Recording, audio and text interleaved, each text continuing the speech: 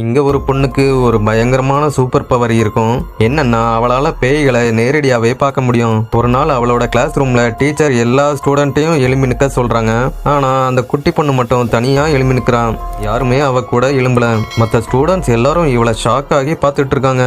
அப்பதான் அந்த குட்டி பொண்ணுக்கு புரியுது, டீச்சர் நம்ம கண்ணுக்கு மட்டும்தான் தெரியாங்கன்னு. ஏன்னா அது டீச்சரே இல்ல, அது ஒரு பேய். அந்த பேய் மெல்ல அவ பக்கத்துல வந்து அவளை பயமுறுத்துது. ஆனா அந்த குட்டி பொண்ணு சடனா அவளோட கூடைய திறக்கிறான். உடனே அந்த பேய் அங்க இருந்து போயிடும்.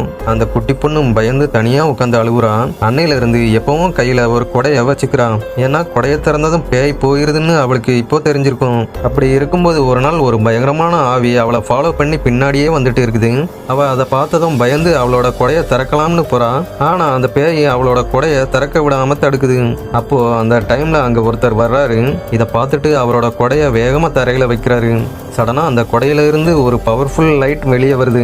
அந்த ஸ்ட்ராங் பவர் அந்த கோஸ்ட்டை அப்படியே டிஸ்ட்ராய் பண்ணிடும். அந்த குட்டி பொண்ணாலையும் பேயை நேரடியா பார்க்க முடியுதுன்னு புரிஞ்சுக்கிறாரு. உடனே அந்த குட்டி பொண்ணை காட்டுக்குள்ள இருந்த ஒரு பயங்கரமான குகைக்கு கூட்டிட்டு போறாரு.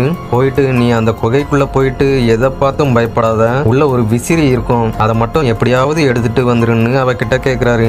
அந்த குட்டி பொண்ணும் உடனே என்ன அவ்வளோ பெரிய பேய்கிட்ட இருந்து காப்பாத்திருக்கீங்க, உங்களுக்காக நான் இதை கூட செய்ய மாட்டேனான்னு அந்த குகைக்குள்ள போயிட்டு அங்க இருந்த விசிறியை எடுத்துடுறான். அதை எடுத்ததும் சடனா ரெட் கலர் ட்ரெஸ் போட்டிருந்த ஒருத்தன் அவன் முன்னாடி வந்து நிற்கிறான்.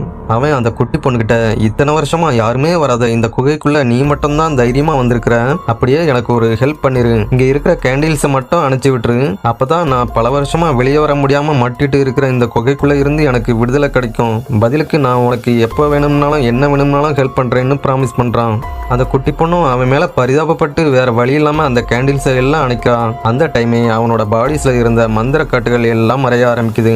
பல வருஷமா குகைக்குள்ளேயே இருந்தவன் திடீர்னு அதுல இருந்து ரிலீஸ் ஆனதும் பயங்கர ஹாப்பி ஆயிடுறான். உடனே அவன் அவகிட்ட தேங்க்ஸ் சொல்லிட்டு கிளம்பும்போது அந்த குட்டி பொண்ணு அவன்கிட்ட, தயவு செஞ்சு என் கூடவே இருங்க, என்ன பேய்கள் அட்டாக் பண்ண அடிக்கடி வருதுன்னு கெஞ்சிரான். சடனா அவன் அந்த குட்டி பொண்ணுக்கு பண்ணின ப்ராமிஸால ஓகேன்னு சொல்லிட்டு அவனோட மேஜிக்கல் பவர்ஸால அந்த குட்டி பொண்ணை ப்ரொடெக்ட் பண்ண ஆரம்பிக்கிறான். அப்புறம் எப்பவும் அவன் கூட இருக்கிறதால எந்த பேய்களும் அவ பக்கத்திலேயே வர்றதில்லை.